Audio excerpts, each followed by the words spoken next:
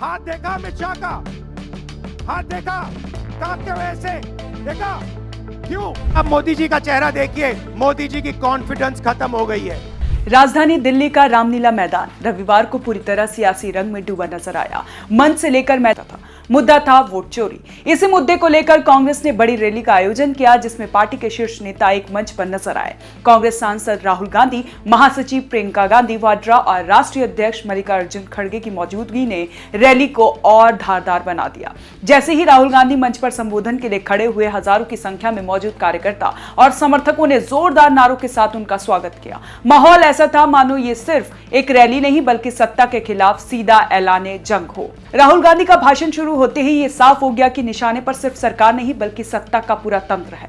प्रधानमंत्री नरेंद्र मोदी से लेकर गृह मंत्री अमित शाह, चुनाव आयोग और आरएसएस प्रमुख मोहन भागवत तक कोई भी उनके तीखे हमलों से नहीं बचा। लेकिन अगर किसी पर सबसे ज्यादा आक्रामक तेवर देखने को मिले तो वो थे अमित शाह। राहुल गांधी ने बिना लाग लपेट के कहा कि अमित शाह की बहादुरी सत्ता की बैसाखी पर टिकी हुई है।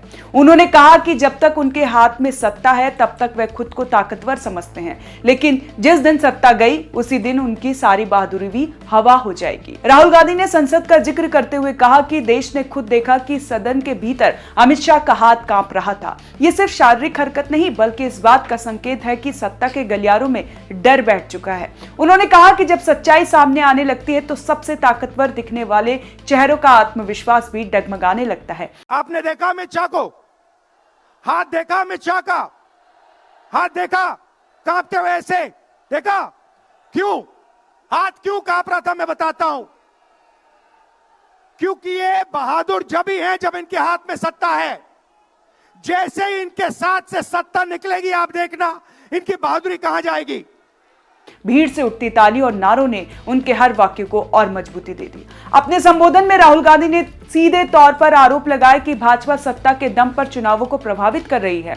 उन्होंने कहा कि जिनके पास सरकार है वही वोट चोरी कर रहे हैं। चुनाव के वक्त पैसे बांटे जाते हैं, लोगों को लालच दिया जाता है और फिर लोकतंत्र का गला घोट दिया जाता है। राहुल गांधी ने चुनाव आयोग पर भी गंभीर सवाल खड़े करे। कहा कि मौजूदा चुनाव आयुक्त ज्ञानेश कुमार, डॉक्टर सुखबीर सिंह संधू और डॉक्टर विवेक जोशी भाजपा सरकार के साथ मिलकर काम कर रहे हैं। उनका आरोप था कि जिन संस्थाओं को निष्पक्ष होना चाहिए वही सत्ता के इशारे पर चल रही है।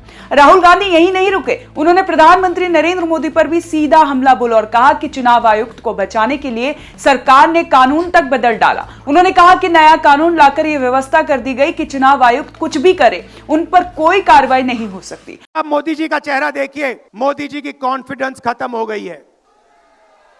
वो भी जानते हैं कि हमारी वोट चोरी पकड़ी गई है और अब बस थोड़ा सा समय बचा है, पूरे देश को हमारी सच्चाई पता लग जाएगी।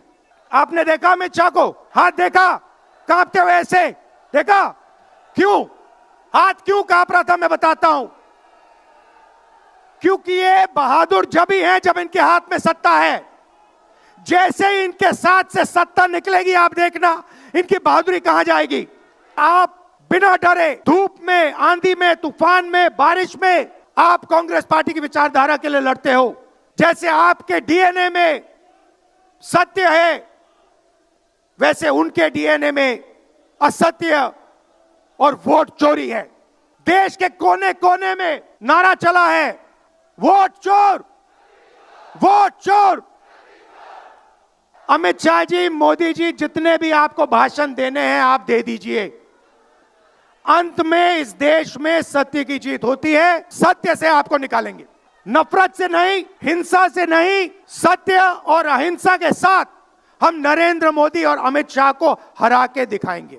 राहुल गांधी ने मन से ऐलान किया कि कांग्रेस इस कानून को बदलेगी। उन्होंने कहा यह लड़ाई सत्ता की नहीं सच्चाई की है। एक तरफ कांग्रेस सच्चाई के साथ खड़ी है, दूसरी तरफ भाजपा असत्य को और धोखा दे रही है।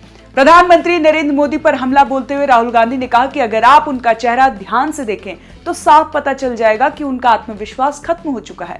उन्होंने कहा कि मोदी जानते हैं कि उनकी वोट चोरी पकड़ी जा रही है। यही वजह है कि जब उनसे सवाल पूछे जाते हैं तो वह सीधे जवाब देने के बजाय इधर उधर की बातें करने लगते हैं।